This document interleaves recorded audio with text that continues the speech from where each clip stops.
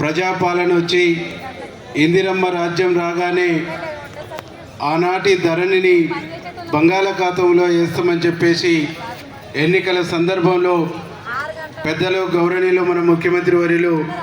రేవంత్ అన్న గారు చెప్పినటువంటి పద్ధతుల్లోనే ఇక్కడ ఇందిరమ్మ రాజ్యం వచ్చిన తర్వాత ధరణిని బంగాళాఖాతంలో కలిపి ఇక్కడ రైతాంగాన్ని రైతుల్ని కాపాడాలనేటువంటి ఉద్దేశంతో గత ప్రభుత్వం ఈ రెవెన్యూ రికార్డుల నవీకరణ పేరుతో చేసినటువంటి విధ్వంసాన్ని సరిచేసేటువంటి కార్యక్రమాన్ని భుజస్కంధాలపైన ఎత్తుకొని మన రెవెన్యూ మంత్రి అన్న సీనన్న ఈ భూ రికార్డుల నవీకరణ చట్టం గతంలో చేసినటువంటి లోపాలని సరిచేస్తూ రైతాంగానికి ఒక భరోసా ఇచ్చి రైతాంగానికి ఒక విశ్వాసం ఇచ్చి భూమిని నమ్ముకున్నటువంటి రైతులు నష్టపోవద్దు, బాధపడద్దు, గోసపడద్దు,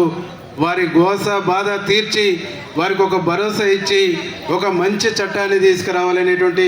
మహత్తరమైనటువంటి కార్యక్రమానికి శ్రీకారం చుట్టి ఈరోజు మన దగ్గరికి వచ్చినందుకు వారికి మనస్ఫూర్తిగా మనందరి తరపున కృతజ్ఞతలు, ధన్యవాదాలు తెలియజేస్తూ ఈ చట్టం ద్వారా రైతులందరికీ కూడా ఒక రక్షణ కవచంగా భూభారత్ ఉంటుందని భావిస్తూ ఈ అవకాశం ఇచ్చిన అనిల్ అన్నకు ధన్యవాదాలు తెలియజేస్తూ ముగిస్తాం.